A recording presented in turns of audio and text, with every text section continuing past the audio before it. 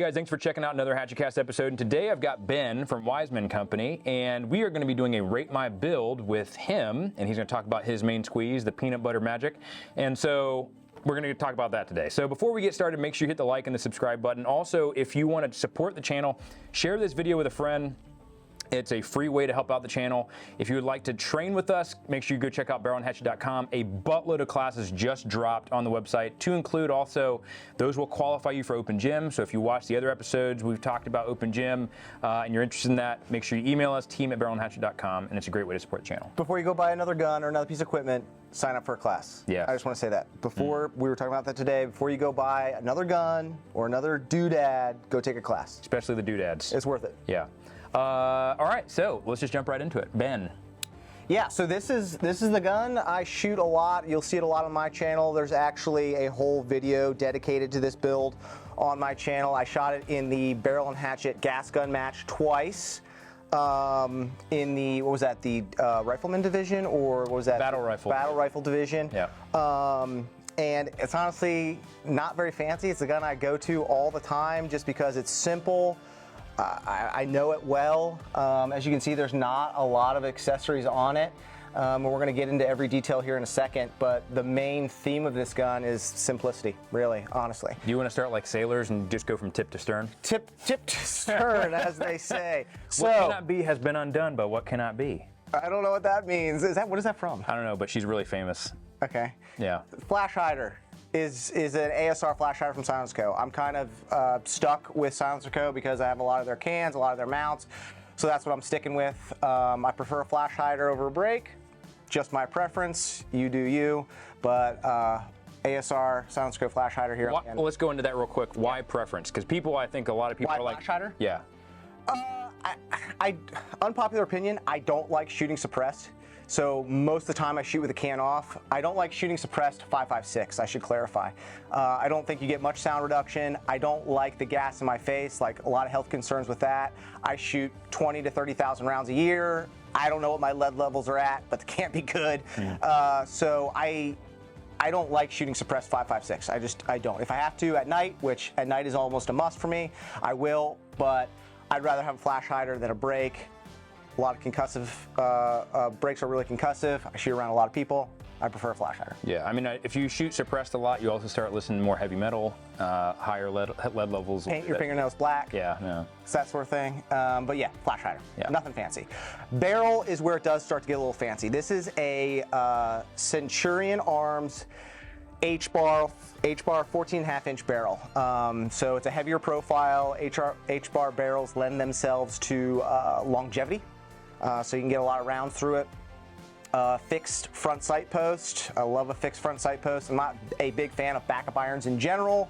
I think if you're gonna have backup irons on the gun, a fixed, already up front sight post makes the most sense. I don't have to take the time to flip this up. I can use it through a broken window if I need to. Yes, I do have a rear, but in reality, if my optic system goes down, you're not taking the time to flip things up. So I also like the aesthetics of it. I think it looks cool. Yes, it right? does. It's a vibe. Yeah, it's a vibe. So there's a lot of you out there that like fixed front sight posts. I'm with you on that. Hey guys, out of Element Training Center, and I want to talk to you guys really quick about our next sponsor for this episode, RMA Defense, and how important it is to buy quality American-made armor.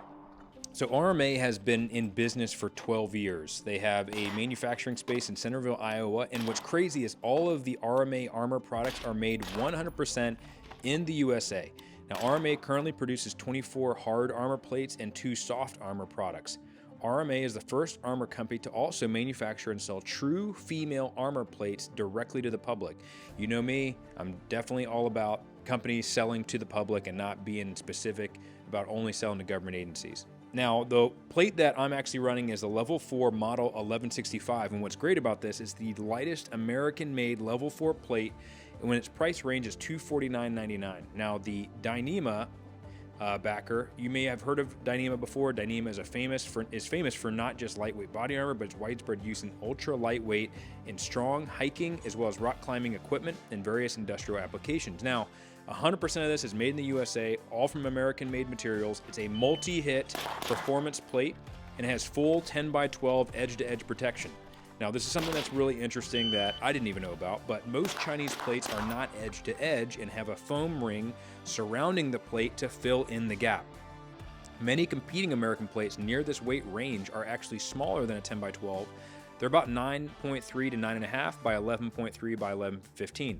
Many of the same American-made plates in this weight range, despite missing all that coverage, are still almost a ½ pound heavier per plate at 7.2 pounds, whereas the 1165 is at 6.8 pounds. Many of these smaller plates are advertised as 10 by 12, but yet consumers do not realize that they did not get a true 10 by 12 plate until it doesn't fit properly in their plate carrier. So you can save 3 pounds over the 1155, and similar plates are roughly equivalent to about 3 fully loaded AR-15 magazines. So as far as this level 4, it's a groundbreaking level 4, very lightweight in as far as what you're getting, good price range, and it's all American made. So if you guys are interested about getting armor, or you're looking for another set of plates, maybe yours getting worn out, I would definitely check RMA Armament. You can go check the description, and you can go see the selection of plates that they have in the description below.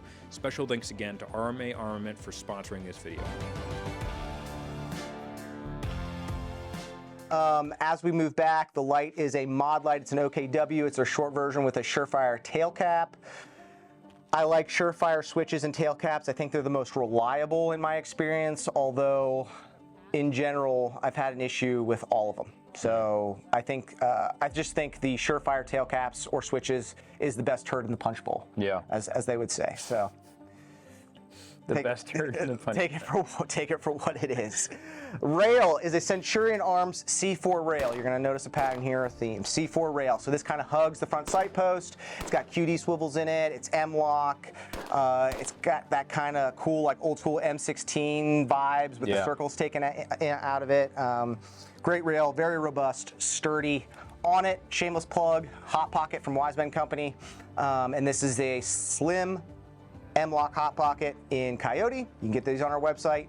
And it mitigates the heat. These are great for the smaller rails with bigger barrels, because you're going to get a lot of heat off that barrel or that gas block, and this will mitigate it. I don't like shooting with gloves on. With the M-lock hand, will these work on like key mod as well? Yeah. So if you're stuck in the year 2006 and you're still running a key mod, you can run the M-lock on it. It just takes a little bit of finesse to get it in place. We have a video on it. It will work. But if you're key mod, no big deal. Yeah. Picked up that thing from the pawn shop and you kind of figure out what it is. Yeah. Hey, maybe you're spending money on classes instead of new rails, which I applaud you. So do that. As we move back, we got a Bubba tab, and this is just to stow my sling. Again, shameless plug. You can get these on our website as well. Bubba tab. Simple, easy to use. Keep your sling out of the way when you're not using it. Upper and lower receiver, Centurion Arms. Also Centurion Arms. I think Centurion Arms is one of the more underrated companies when we're talking about AR-15, like whole built AR-15s and accessories in general. I think they got good price point and great quality. Yeah, I mean, it's one of those things where you don't hear about a lot about them, but they are like they don't market a lot. That mil-spec reliability, but higher quality than mil-spec. Yep. I think Navy SEAL owns the company, so you know it's good. Ah, yes. Yep. So upper, lower Centurion Arms, rail Centurion Arms, barrel. I had to put this together, or I had a buddy put this together, so I didn't buy this gun complete from them. So as far as the front sight, was that come on the barrel, or did you have to find that separate? Yeah, so I bought it with the barrel because a fixed front sight post is usually tailored to the barrel it comes with. They're not universal. So where they're pinned and things like that is specific to the barrel that they come on. So that's how I bought it. Yeah. Good question. Because I actually had that with a Car 15 that was atrocious. If you try to take a fixed front sight post and put it on a different barrel, there's no guarantee that it's going to work. Yeah, it beat itself to death. So all right, comes with the barrel. As we move back, the bolt carrier group is a Hodge Defense. I know everyone thinks that's fancy, but honestly, Hodge is probably having someone make these for them. But it does have the clover leaf on it, so it is a Hodge. Bolt carrier group's been good, no issues there. Trigger's a Geisley 2-stage, and I've moved more towards 2 stages in my later years. I used to be a big single-stage guy, but I like the take-up on a 2-stage, a little bit of prep, a little bit of knowing that the shot is coming instead of being surprised by it. You know, back in the day, everyone was like, oh, you need to be surprised by the shot going off. It's like, nah, I kind of want to, if you're timing reticles and stuff like that, you kind of want that prep. You want to know when it's going to go off. I mean, we've been shooting, you and I have been shooting a long time together, and when we first started out, we were shooting that single-stage drop-in. And the other yeah, thing is yeah. that drop-in was just a big bucket just catching all that crap. All out of that the dirt, all that Yeah. grime, and then one day your trigger would not move. Yeah. We've also had in class where people will shoot and their reset's super light on a flat single stage and it bump fires. Yeah. So Which is fun for a second. yeah, and then you're like, then, I just pooped my pants and I'm gonna have to go clean up. Right. And, Grip is a Magpul grip. Buffer system and buffer tube is Voltor's, what is it, A4, A5? What do they call A5. it? A5. TIE Fighter. So it's a little longer, very smooth, very soft shooting. I love the A5 system. I would put it on all my guns. I recommend it for everyone. Just takes a little bit of that recoil out, squeeze a little bit more performance out of the gun, and that's what we're all trying to do. B5 system stock, nothing fancy there, tried and true. I have a couple of these on different builds. It's what I know. It feels good. It's durable. Sling is a 2-point baseline sling from Lunar Concepts, also sold on our website. Fully adjustable. 2-point slings are my thing. I don't do 1 points. 3 points are dead. Can you tell me about the slider? We talk about, a lot of people are like, hey, when they come to class, like they get a sling and it's like they'll get one that's like super hard or has a bunch of excess material. How important is the slider on a sling for you? It's very important, but it's not in the sense like people think, oh, I have a slider so I can adjust all the time. A slider should be like you adjust it for what you need right now and you leave it, or if there's an emergency and you got to get slack in the gun quick. Chris actually ran into an issue, my brother ran into an issue last open gym where he was kind of jammed up in his sling. Yeah. And I was like, just put slack into it. And he was like, oh yeah, I got a slider. Gave him some room to move, and then he could fix things. Yeah. I think you were there for that, Dallas, weren't you? Yeah. Yeah, we laughed at him, it's okay. Yeah, we laughed at him. But slider's super important, but it's not something you should just be zipping around all the time. It's not. So you set it to what you need, and again, if something comes up, you have that option to put some slack into the sling. Nice. We got a charging handle, is a BCM charging handle. It's not ambi, it's just on one side. You'll see Eric running this gun. It's very difficult for him. Disapproved. Because it's only on one side, and that's what I need. I'm right-handed, so I'm just gonna keep it on my left. It's less snag. But if you're left-handed, this is not a left-handed friendly firearm. Yeah, I can vouch for that. The only other, as far as controls go, Geisley Maritime Bolt Catch is a little bigger. You know, just something easier to get to. But as far as fire controls, that's about it. And then last but not least, optic system on top. I am a big dot magnifier guy. I like the simplicity of it. Most of the time, for what I'm using this gun for, a dot is more than enough. I don't need magnification. I got this G45 magnifier on the back. If I do need magnification, and in that competition, this is the magnifier I used. It's got an HRF Concepts cover on here, and that keeps the turrets in place from wiggling around, adds a little protection to the magnifier. The G45 from EOTech is my favorite because of the 5X, but also it's a little longer. So if you've shot a magnifier, you know that the eye relief isn't great. So this sets the magnifier a little further back, gives the eye relief a little bit more forgiveness. So you don't have to crunch up on the charging handle when you're shooting the gun. EOTech is a XPS2, I think. It's got a 2-dot inside of it. First dot is my 0, 50, 200-ish. And then my second dot is exactly 500 yards with 69 grain OTMs. Yeah. So that's nice. So everything in between there, I can bracket it.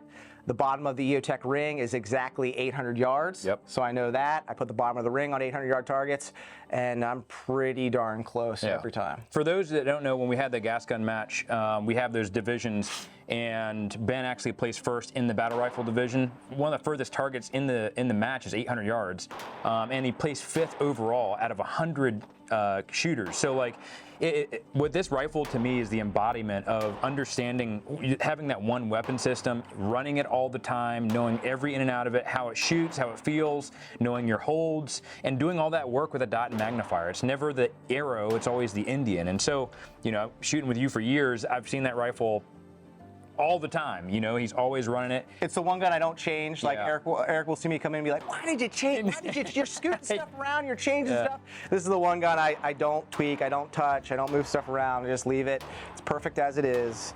But yeah, in that competition, you know, you got guys running Hubble telescopes on guns and things like that, and you can be competitive with those guys if you know what you're doing. Just because you might have a little less magnification or a little less barrel length, or you're not average size, you know what I mean? You can compete with those guys. You're not down and out. You just got to put the time in. on the platform. Guys, you can run your dot magnifier, you can run whatever optic carbine you want, but getting comfortable, learning how to stretch that over distance, being extremely confident. I feel like, you know, that's that always argument, like, is 5.56 still worth it? Like, you know, dot magnifier, you know, that's only for short range. And all of these myths are, you know, made up by people on the internet that have not gone out and just shot. Yeah. Sometimes you've got to go out and do it. And you see the capability that this type of stuff brings because the shooter is capable. Yeah. So, you know, don't take something like a dot magnifier gun and be like, nope, it's only for a certain distance. You're putting a limitation on that. When go out and get the training, make yourself better. And for guys who are running that same gun all the time, they get super proficient with it. And we've seen it time and time again where you get a guy that has, you know, probably has a little bit more money in the bank account, and they come out with a new rifle all the time, and it's just like, they're like, oh, well, this gun stinks, or this gun stinks. Yeah, or it's even like, worse, a new handgun all the time. Yes, and it's just like, none of it stinks. They're all great pieces of equipment. You just keep changing. It's like a revolving door. Like, you never get comfortable with just one system, that one samurai, that one sword type concept. So that was a shameless Ronin plug there. But yeah, I mean, this is my build. It's nothing fancy. I would encourage you guys to kind of just like stick to one platform. You know, find something you're good at and get really, really good with it. It just takes time. That's the only difference between you and me is time. Yeah. So what are some final words of advice that you would give to your viewers? Don't get in the gun industry is number one. Don't do that. Don't have any debt. If you can, and read your Bible every day. Yeah. Would probably be, that's the big one. That's what I would do. So speaking of the Bible and reading from the sword itself, I have a verse from John chapter 13, verse 31. And when he had gone out, Jesus said, "Now is the Son of Man glorified, and God is glorified in him. If God is glorified in him, God will also glorify him in himself and glorify him at once. Little children, yet a little while I am with you, you will seek me. And just as I said to the Jews, so now I also say to you, where I'm going, you cannot come. A new commandment I give to you, that you love one another, just as I have loved you. You are also to love one another. By this, all people will know that you are my disciples, if you have love for one another." And that's what I want to leave with you guys. It's been a huge impact in my life. For me, I've been learning is God has commanded us to love him with all of our heart, soul, and mind. And the second most important commandment, it's not how much you make or how much you give to the church or how nice you are or good of a person you are. It's to love your fellow man. And so, like, looking back on my life, like, how often have I truly loved the people in my life or loved you, the audience, and been a servant to you? You know, God says to be in the kingdom of heaven, the first must be last and the last will be first. And so, you know, look for ways in your life to better serve other people. Look for ways to be giving and have love for people who, you know, without expecting anything in return. Everything's a transaction. Like, hey, you give me this, I'll give you that. Especially for Americans. 100%. And it's just like, just give freely. Give that love to somebody who is going through a hard time, and you know, you're going to feel so much fulfillment from that, and God will bless you in your life for that. So guys, I want to leave you with that. Make sure that you're constantly reading the Bible. If you don't have a Bible, get a hold of us, team@barrelhatchet.com. And also, if you come to class, we'd love to talk to you about the Lord. And it's changed my life, it's changed Ben's life, and it's been awesome. But guys, make sure you go out, continue to train. Make sure you're investing in yourself, trying to be the eternal asset, and we'll see you on the next one. Thanks, guys.